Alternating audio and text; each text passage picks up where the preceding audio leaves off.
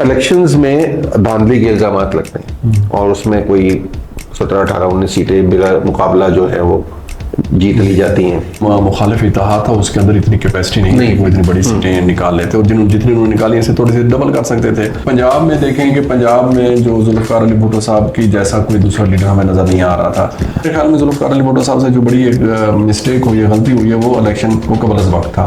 ये निगरान हुकूमत का कोई तस्वर भी नहीं है, चूँकि नया नया मुल्क एक तरह से बना हुआ था। नई मुल्क से मुराद ये है कि पहली दफ़ा इलेक्शन हुए हैं और उसके बाद एक सिस्टम चल रहा है। भुट्टो साहब को सारी दुनिया की मुखालफत के बावजूद फांसी दे दी जाती है क्योंकि कब्र एक है और उसमें मुर्दा भी एक ही आ सकता है। वो एक तो लीडरशिप भी मौजूद है, फिर जो दीगर सियासी जमातें हैं और जो सियासी लोग हैं वो भी इस मार्शल लॉ से जान छुड़वाना चाहते हैं। लोगों को हमें पता है कि वो किस जमात की सपोर्ट से सामने आ रहे हैं।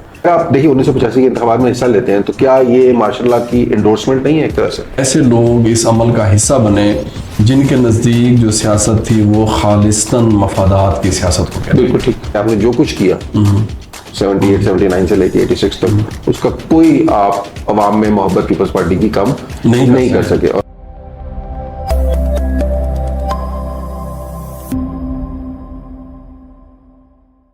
अस्सलाम वालेकुम, मैं हूं हाशिर इब्न इरशाद और मेरे साथ हैं अहमद एजाज। हम लोग बात कर रहे हैं पीपल्स पार्टी की तारीख की, पॉलिटिकल हिस्ट्री की। अब तक हम 1977 के इंतखाबात तक जो है वो पहुंच चुके हैं। आज हम थोड़ा सा जायज़ा लेंगे 1977 के इंतखाबात का, जाहिर है उसके बाद आने वाले मार्शल लॉ का, मार्शल लॉ के दौर में पीपल्स पार्टी के सर्वाइवल का, and then post martial law क्या हुआ। देखते हैं हम कहाँ तक पहुंच पाते हैं आज की वीडियो में। अहमद साहब, 77 के इंतखाबात अच्छे बुरे हो जाते हैं और उन इंतखाबात से पहले जो है वो एक इत्तेहाद भी भुट्टो साहब के खिलाफ हमारे से वजूद में आ जाता है, जो उस वक्त तक तो शायद मेरा ख्याल है निज़ाम मुस्तफ़ा जो है उसका ख्याल में थोड़ी देर में आया या बाद में आया, उसको उन्होंने पलट दिया। बट इलेक्शंस में धांधली के इल्जाम लगते हैं और उसमें कोई 17, 18, 19 सीटें बिला मुकाबला जो है वो जीत ली जाती हैं, जिसके ऊपर अपोजिशन जो है बिल्कुल खुश नहीं होती।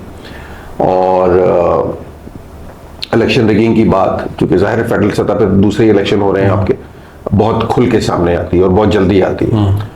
पहली बात तो ये कि ये जो इलेक्शन में मुबैना रिगिंग होती है या धांधली हुई है या जहाँ उन्होंने उसको कंट्रोल करने की कोशिश की है, आपको क्या नजर आता है? हमने पिछली दफा भी ये बात की कि इसकी जरूरत भुट्टो साहब को क्यों महसूस हुई? देखिए, जिस तरीके से धांधली का इल्ज़ाम लगाया जाता है ना 77 के इलेक्शन में, वो तो हुई है, इसमें कोई दूसरी राय नहीं है। लेकिन जिस पैमाने की बात की जाती है वो मेरे ख्याल में ऐसा नहीं था, क्योंकि जो मुखालिफ इत्तेहाद था उसके अंदर इतनी कैपेसिटी नहीं थी कि वो इतनी बड़ी सीटें निकाल लेते और जितनी उन्होंने निकाली इसे थोड़ी सी डबल कर सकते थे, ज़्यादा हो सकती थी, लेकिन वो ऐसा नहीं था कि वो कोई यहाँ मजीद अगली हुकूमत भी बना सकते थे। भुट्टो साहब को जो मिला है ना, मैंडेट जो मिला है वो अवामी था, लोग थे, लोगों की आवाज़ें थीं और वही नताइज सामने आए थे। लेकिन साफ ज़ाहिर है कि वो जो तरीक़ाकार जो बहुत सारी जगहों पर इख्तियार ऐसा किया गया कि उससे तासुर ये गया कि मुकम्मल तौर पर ये इलेक्शन जो है ना वो इलेक्शन थे। 151 सीटें पीपल्स पार्टी को मिलती हैं और 36-37 सीटें जो मुखालिफ इत्तेहाद को मिलती हैं। अच्छा, मैं इसमें सिर्फ एक बात समझना चाह रहा हूँ, भुट्टो साहब के क्रेडिट पे तो बेशुमार चीज़ें, मतलब एटॉमिक प्रोग्राम है आपका, आपकी इस्लामी सरबराही कॉन्फ्रेंस है, आपके जो सिपाही दुश्मन की कैद में थे उनका वापस लाना है, नेशनलाइजेशन है, प्लस माइनस जो भी, बट वो अवाम के उसमें ही की गई, रोटी कपड़ा मकान के नारों पे कुछ ना कुछ डिलीवर करना है, इंडस्ट्रियलाइजेशन है, उस दौर में थोड़े से आपके हैवी मैकेनिकल कॉम्प्लेक्स वगैरह शायद उसी दौर में आपका बना सामने आया। तो भुट्टो साहब के क्रेडिट पे तो एक लिस्ट है बड़ी लंबी, 73 का आईन जाहिर है सबसे बड़ी बात। इसको अपोज करने के लिए या इसके मुखालिफ खड़े होने के लिए अपोजिशन के पास क्या नारा है, मां सिवाय इसके कि भुट्टो साहब बुनियादी तौर पे एक इस्लाम मुखालिफ कुव्वतों को रिप्रेजेंट कर रहे हैं और हम इस्लाम को आगे लेके आने चाह रहे हैं, बावजूद इसके कि 1974 में हमने अहमदियों वाला भी काम किया, हमने जुमे की छुट्टी भी कर दी है, हमने कैसीनोज भी बंद कर दिए हैं, हमने बार्स भी बंद कर दिए हैं, हमने शराब भी ममनू करार दे दी है। इसके बावजूद जो 9 सितारों का इत्तेहाद था वो लोगों को ये बावर कराने में, क्योंकि बड़े पुरतशद्दुद वो ज़ाहिर तो हुई, बावर कराने में कैसे कामयाब हो गया कि भुट्टो साहब इस्लाम मुखालिफ है? नहीं, मेरे ख्याल में बावर कराने में कामयाब नहीं हो सका था कि जो बाद में जो हालात हुए हैं तो वो साफ ज़रिए के उसकी वजूहत दीगर हैं। वो लोगों का ये नहीं था कि लोगों की वजह से वो हुए। हाँ, अलबत्ता उन्होंने एहतजाज जारी रखा, एहतजाज की वजह से जो है ना वो मसाइल ज़्यादा से ज़्यादा। नहीं, मैं उस दौर के बहुत से लोगों से मेरी बातें हुई, मुलाकात हुई, वो मतलब अब वो रिग्रेट करते हैं। उन्होंने कहा कि हमने किया है और हमने उस पर मतलब हमारे एक दोस्त हैं वो डस्का में थे, सियालकोट में, कि हमने बाकायदा मोर्चे बनाए, पथराव किया तहरीक निज़ाम मुस्तफ़ा के नारे के ऊपर। और ये मतलब निज़ाम मुस्तफ़ा है क्या, ये तो ऑफ कोर्स अपनी जगह एक बड़ी वेग सी कहानी है, but it was sold to a large section of the public. नहीं, लोगों को ये वो तो करने की कोशिश की गई, लेकिन वो इतने बड़े पैमाने पे नहीं हो सका था उनका एहतजाज। वो करते तो रहे हैं, यानी कि इलेक्शन कुछ उन्होंने जैसे ही इंतखाबात के नतीजे आए तो उन्होंने इलेक्शन को कबूल ना किया। अच्छा, उससे पहले जब इंतखाबी मुहिम वगैरह चल रही थी तो उनका नारा कोई तहरीक निज़ाम मुस्तफ़ा का नहीं जी, वो तो बाद में वो एक इलेक्शन की बातें हो रही थी कि हमने इनको हराना है और इस्लाम और फलां फलां इस तरह की बातें हो रही थी। लेकिन लोगों को बड़े पैमाने पर फिर भी ये जो 9 जमातें थी वो नहीं कर सके थे। उसमें सारे लोग कोई मजहबी नहीं थे, ऐसा नहीं है कि सारे लोग ही उसमें कोई मजहबी थे। अच्छा, नसरुल्लाह खान साहब भी थे। हाँ जी। अब हम ये देखें ना कि पंजाब में देखें कि पंजाब में जो जुल्फ़िकार अली भुट्टो साहब की जैसा कोई दूसरा लीडर हमें नज़र नहीं आ रहा था। जितने भी लोग यहाँ पे उनके खिलाफ सियासत कर रहे थे वो उनके कारगार को नहीं पहुंचते, बिल्कुल नहीं पहुंचते। ठीक। अच्छा, इसी तरीके से सिंध में भी वो उन जैसा नहीं था। अच्छा, खैबर पख्तूनख्वा और बलूचिस्तान का थोड़ा सा इशू मुख्तलिफ है कि वहाँ कौम परस्त सियासी जमातें थीं जो कर रही थी, लीडर थे उनके पास। फिर वो एक पूरा ANP की लेगेसी चली आ रही थी बादशाह खान, और बलूचिस्तान में भुट्टो साहब ने उस दौर में मतलब शोरिश को कुचलने के लिए, हाँ, ये भी सारी चीज़ें वो की जाती रही है। लेकिन चूंकि इसमें तो फिर एक इंतखाबी नतायज को तस्लीम ना करना, फिर उस पर तहरीक जारी रखना, फिर उसके अंदर से इस्टेब्लिशमेंट ने अपने लिए मौके तलाश किए। ये इस्टेब्लिशमेंट ने मौके अच्छा, आपका क्या ख्याल है 1977 के इंतखाबात में इस्टेब्लिशमेंट का किरदार था, या ये बाद में उन्होंने एक अपॉर्चुन टाइम देखा? नहीं, जब ये बाद हो में गया। मेरा ज़्यादा तौर पर ख्याल ये है कि बाद में ज़्यादा इनका बना है, और जो चीज़ें नई वक्त ले रहे थे ना, डायलॉग जारी था इनके दरमियान, और फिर वक्त हो रहा था, सुबह असम्बलियों के इलेक्शन ना हो सके थे, उन आगे की तरफ उनकी डेटें चली गई। देखिए, ये वही ऐसे हो रहा है ना कि 70 के इलेक्शन हुए, उसके बाद हम इलेक्शन लटके हुए हैं, ठीक है, पहले प्रेसिडेंट बने, फिर वज़ीर, ठीक। इलेक्शन लटके हुए हैं, नतायज आ चुके हैं लेकिन हुकूमतें नहीं बन रही। 70 के इलेक्शन का नतायज आ चुके हैं, सुबह इलेक्शन नहीं हो रहे, मामला लटका हुआ है, आगे पता नहीं चल रहा कि किस तरीके से हुकूमतें चलने की, कौन हुकूमत बनाएगा, कैसे बनेगी। तो वो दोबारा एक तरह से गुफ्तगू जारी है और दोबारा इलेक्शन होने की बातें हो रही हैं। जो मुखालिफ इत्तेहाद है जो बना, और साफ ज़रिए के बहुत सारी उसमें कोशिशें बनवाने की भी थी, तो वो जब ये चीज़ें सारी बन जाती हैं, वो आगे की तरफ आई, तो वो साफ ज़रिए के नहीं सारी चीज़ें चल सकी। नतीजा ये निकला कि जो एक सियासी इस्तेकाम आना चाहिए था वो ना आ सका। इसमें मेरे ख्याल में जुल्फ़िकार अली भुट्टो साहब से जो बड़ी एक मिस्टेक हुई है, गलती हुई है, वो इलेक्शन को कबल वक्त था। कबल वक्त इलेक्शन का ऐलान नहीं होना चाहिए था, 7-8 माह पहले उन्होंने ऐलान कर दिया। तो ख्याल यही किया जा रहा था, उनको भी ये मार्च में इलेक्शन हुए ना? हाँ जी, उनका ये ख्याल था कि ज़्यादा पॉपुलर है, होने अक्टूबर में थे गालिबन, नवंबर 7 महीने ये पहले उसका ऐलान कर दिया गया, ठीक है, होना था, और मार्च में। तो वो ये अगर ना करते तो वो मेरे ख्याल में चीज़ों को अपने टाइम पर होने देते तो शायद उस तरीके से ना होती। अच्छा, उस वक्त कोई खदोखाल वाजे भी नहीं थे कि मसलन आप ये देखें कि आपके पास जो निगरान हुकूमत का जो तस्वर है, ये आके आपके पास जो है ना 90 में आ रहा है ना, 88-90 में आ रहा है। उससे पहले ये निगरान हुकूमत का कोई तस्वर भी नहीं है, चूँकि नया नया मुल्क एक तरह से बना हुआ था। नई मुल्क से मुराद ये है कि पहली दफ़ा इलेक्शन हुए हैं और उसके बाद एक सिस्टम चल रहा है, आपके पास किसी तरीके से वो कोई चीज़ें क्लियरिटी नहीं है कि आप किस तरीके से होगी। हालांकि ये जो निगरान हुकूमत का तस्वर वैसे 70 में उसके हमें कुछ थोड़ी सी चीज़ें नज़र आती हैं, लेकिन किसी तरह का कोई वो नहीं है।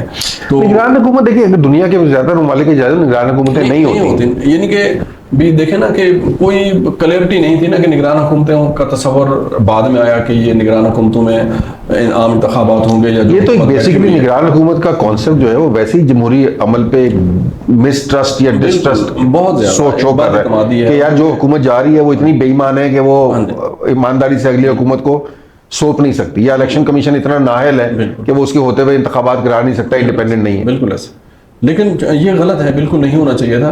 लेकिन मैं ये कह रहा हूँ कि कोई इस तरह का ना कुछ चीज़ें बहुत वाज़ेह नहीं है, क्लैरिटी नहीं है, और ये सारी शोरिश है, इस्तेकाम नहीं आ रहा, वही अदम सियासी इस्तेकाम है, वही मज़हब के नारे लाग रहे हैं और मजहबी नाम के ऊपर जो है ना वो एक लीडर के खिलाफ या हर दो सतहों पर एक दूसरे पर इल्ज़ामात लगे हुए हैं और इलेक्शन हो चुके हैं, नतायज आ चुके हैं, लेकिन सारी चीज़ें लटकी हुई हैं आपस में।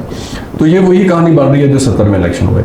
70 में इलेक्शन हुए, फिर मुल्क है एक मुतहदा मुल्क था 70 के बाद, फिर वो 2 हिस्से बन गए, उधर उनके मैंडेट को नहीं कबूल कर रहे, वो इस तरफ वाले इसके मैंडेट को नहीं कबूल कर रहे। इसी तरीके से 70 में हम आ जाते हैं, तो यहाँ पे भी ऐसे हो रहा है। 70 से फिर आगे जो है ना वो रास्ता मिल गया एक तरह से एस्टेब्लिशमेंट को, जिसका सियासत में अफगानिस्तान वाली कहानी इससे पहले शुरू हो चुकी हुई है, शुरू हो चुकी हुई है। मतलब अभी ज़िया साहब नहीं आए, बट अफगानिस्तान वाली कहानी बहरहाल शुरू हो गई है और आपकी एस्टेब्लिशमेंट की थोड़ी बहुत इन्वॉल्वमेंट भी वहाँ आगाज शुरू हो चुका हुआ है। अच्छा, अब ये इस सारी कहानी से, इस सारे झगड़े से, लड़ाइयों से, तहरीक निज़ाम मुस्तफ़ा से स्पेस मिलती है एस्टेब्लिशमेंट को। बिल्कुल। और अयूब खान साहब के जाने के ठीक कितने 9-10 साल बाद, वही 10 साल का साइकिल, 10 साल बाद ज़िया साहब जो है वो हमारे शायद वर्स्ट मार्शल एडमिनिस्ट्रेटर के तौर पर सामने आते हैं। 2 साल के अंदर, 1.5 साल के अंदर वही जो है फिर आपकी इस पूरी कहानी जो है वो पीपल्स पार्टी की बिसात जो है वो एक तरह से लपेट दी जाती है।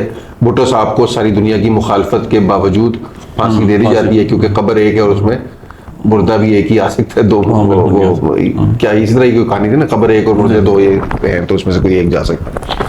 तो वो दे दिया गया, सारा कुछ हो गया। और ज़िया साहब उसके बाद, अब वो जहाज जो फजा में फट गया था उस तक ज़िया साहब जो है वो हुक्मरान रहते हैं।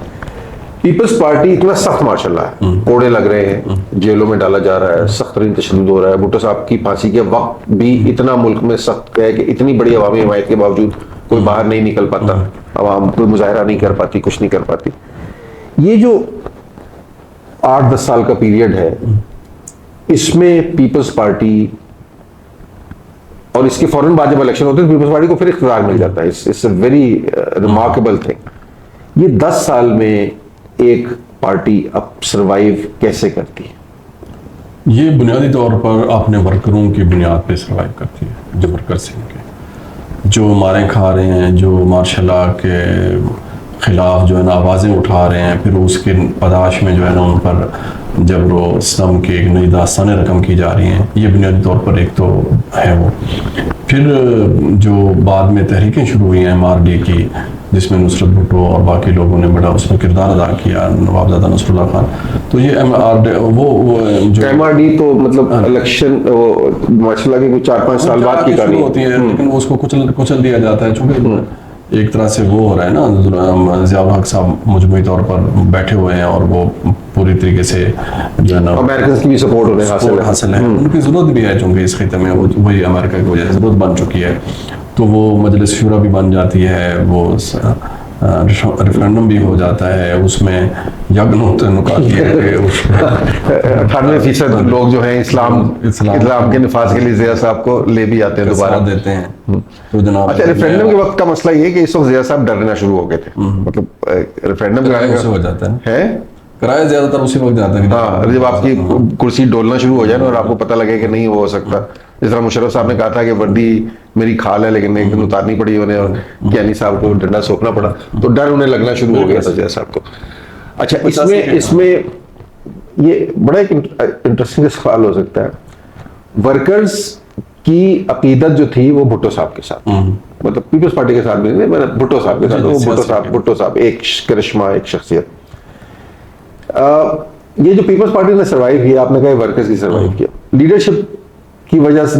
लीडरशिप और वर्कर्स में मैं अगर ये सर्वाइवल को डिस्ट्रीब्यूट करना चाहूँ तो लीडरशिप का कितना रोल, कितने फीसद था, और वर्कर्स का रोल कितने फीसद? देखिए, जो उस वक्त पीपल्स पार्टी के जो बड़े बड़े लीडर थे ना, वो भी आगे पीछे दाएं बाएं हो गए थे ना, वो सारी चीजें लोग घबरा गए थे और वो ऐसा नहीं था। लेकिन नुसरत भुट्टो का बड़ा किरदार है इस सारे अरसे में, कि नुसरत भुट्टो ने बड़े अच्छे तरीके से इसको सारी चीज़ों को आगे लेकर चली। उन्होंने फिर बाद में इसी तरह का किरदार हमने कुलसूम नवाज की शक्ल में देखा, जब नवाज शरीफ साहब को 97 में वो 99 में वो किया गया। तो एक तो लीडरशिप भी मौजूद है, फिर जो दीगर सियासी जमातें हैं और जो सियासी लोग हैं वो भी इस मार्शल लॉ से जान छुड़वाना चाहते हैं। जमहूरियत की बहाली, जो MRD थी वो जमहूरियत की बहाली की एक तहरीक थी, तो उसका वो हिस्सा बनते हैं, लेकिन उसको कुचला जाता है बार बार, उसको आगे की तरफ नहीं बढ़ने दिया जाता। तो ये सारी चीज़ें चल रही हैं, लेकिन इसमें सबसे ज़्यादा किरदार उन सियासी कारकुनान का है, मेरे ख्याल में उनकी अकीदत जो थी ना वो सियासी सतह की थी, कि उनकी कोई शख्सियत की सतह नहीं थी। कि चूँकि जुल्फ़िकार अली भुट्टो साहब ने एक रोमांस तो बहरहाल दिया था लोगों को, एक सियासी विजन दिया था, एक सोसाइटी में रोमांस पैदा हुआ था, लोगों के अंदर एक उमंग पैदा हुई थी, एक नए ख्वाब देखे गए थे, नए ख्वाब बुने गए थे, जिनकी तरफ कुछ न कुछ उन्होंने कदम उठाया, अमली तौर पर उठाया था। जितने भी उन्होंने इकदाम लिए तो ये नहीं था कि वो जैसे जो पिछली वीडियो में हम जिसका जिक्र कर चुके हैं, तो वो एक लोग थे, सोसाइटी की एक नई जो है वो कल बनना शुरू हो रही थी, सोसाइटी का एक नया एक पूरा एक फैब्रिक जो था, सोशल फैब्रिक बन रहा था, एक नई सोसाइटी चीज़ें बदल रही थी। अच्छा, वो लोग थे जिन्होंने भुट्टो साहब का दौर देखा था, भुट्टो साहब की चीज़ों को देखा था, तो वो लोग अब वो कर रहे हैं, एक तरह से तहरीक चला रहे हैं। और ये सबसे अच्छी बात थी कि पाकिस्तान के लोग जो हैं वो सियासी तहरीक चला रहे हैं और उसका हिस्सा हैं, मार्शल के खिलाफ खड़े हुए हैं, और वो उस पर सख्त से सख्त सजाएं जो है ना उसको दी जा रही हैं, उनको दी जा रही हैं। तो ये करते करते 85 तक हम आ जाते हैं। 85 में फिर जब हम आते हैं तो यहाँ से फिर पीपल्स पार्टी से एक बड़ी गलती हो जाती है कि जो गैर जमाती बुनियादों पर इलेक्शन हुए तो उसमें वो हिस्सा नहीं लेती, और ज़िया साहब ने जो 1985 के इंतखाबात जो हैं, और आपने भी उस पर बिल्कुल आपने वो बरसबील तस्करा करके उसको ले आए, लेकिन वो बड़े इंपॉर्टेंट एक हमारी तारीख में एक बड़ा इंपॉर्टेंट मोड़ है कि गैर जमाती इंतखाबात हैं। आपने जमातों को तो नहीं, लेकिन लोगों को हमें पता है कि वो किस जमात की सपोर्ट से सामने आ रहे हैं। पीपल्स पार्टी उस अमल से बिल्कुल लाताल्लुक अपने आप को करार दे देती, बाइकआउट कर देती है। क्या ये एक सियासी गलती थी या ये एक सियासी चाल थी? नहीं, गलती थी साहब, जरा गलती क्यों थी? अगर आप देखिए 1985 के इंतखाबात में हिस्सा लेते हैं तो क्या ये मार्शल की एंडोर्समेंट नहीं है एक तरह से? नहीं, सियासी जमातों को ये था ना कि सियासी जमातें और ये चाह रही थी कि अभी जमाती बुनियादों पर इलेक्शन होने चाहिए, वो नहीं करने जा रहे हैं, तो इस तरीके से हम उसका हिस्सा नहीं बन सकते कि हम गैर सियासी जमातों बुनियादों पर इलेक्शन नहीं लड़ सकते। ये तो एक बड़ा जेन्युइन किस्म का उनका वो था, एक दलील थी उनके पास कि जब सियासी जमातें मौजूद हैं तो वो सियासी जमातों की सतह पर इलेक्शन होने चाहिए। तो ये तो वही मार्शल की बात है ना, आप अपनी मर्जी के बंदे को ले आएंगे और वो अपनी मर्जी के बंदे होंगे, फिर मुख्तलिफ पार्टियों के जो बंदे भात के लोग आए उस जमाने के लोग आ जाएंगे। तो जो ज़िया साहब की जो सबसे दो बड़ी गलतियां थी ना, मैं समझता हूँ, एक तो साहब के मार्शल की, उसके बाद फिर ये 85 के इलेक्शन करवाने की जो गैर जमाती बुनियादों पर। इसका सबसे बड़ा मसला ये हुआ कि इसमें ऐसे लोग इस अमल का हिस्सा बने जिनके नज़दीक जो सियासत थी वो खालिस्तन मफादात की सियासत को कहते। बिल्कुल ठीक। तो ये एक बड़ी वजह थी, यानी नजरियाती सियासत जो है उसको भुट्टो साहब ने शायद, मेरा ख्याल है ज़िया साहब ने शायद उसको दफन करने की कोशिश की। हाँ, बिल्कुल ऐसे ही था ना कि पीपल्स पार्टी का खौफ था ना एक तरह से। लेकिन इसके महज एक साल बाद सब कुछ, हाँ, लेकिन इसके महज एक साल बाद बेनजीर वापस आ जाती और पाकिस्तान की तारीख में इतना बड़ा इस्तकबाल किसी का नहीं होता। यानी आप 1986 में रियलाइज कर लेते हैं कि आपने जो कुछ किया 78, 79 से लेके 86 तक, उसका कोई आप अवाम में मोहब्बत पीपल्स पार्टी की कम नहीं कर सके। और बेनजीर भुट्टो आती है तो पूरा शहर जो है सड़कों पे आ जाता है। और इस्लामी निज़ाम नाफिज करने की आड़ में आप लोगों की हमदर्दियां नहीं ले सकते। हाँ, मतलब वो लोगों की ये अवलीन ख्वाहिश नहीं है कि भी यहाँ निज़ाम मुस्तफ़ा हो या शरीयत हो। लोगों बेनज़ीर भुट्टो जो है भुट्टो के वारिस के तौर पे और पीपल्स पार्टी के चेहरे के तौर पर वापस आती हैं और उनका एक अजीम शान इस्तकबाल होता है। अब 1986 में वो वापस आ गई हैं और अब पीपल्स पार्टी दोबारा ओवरटली सियासत में एक मेन स्ट्रीम उसके अंदर नजर आनी में दोबारा शुरू हुई। इससे पहले तो कोवर्टली चल रहा है नजर। इससे लेकर 1988 तक इसमें ज़िया साहब चाहते हैं और फिर इंतखाबात होते हैं और पीपल्स पार्टी को जो हुकूमत मिलती है उसका जायजा मेरा ख्याल है हम उसको अब नेक्स्ट वीडियो में ले जाएं।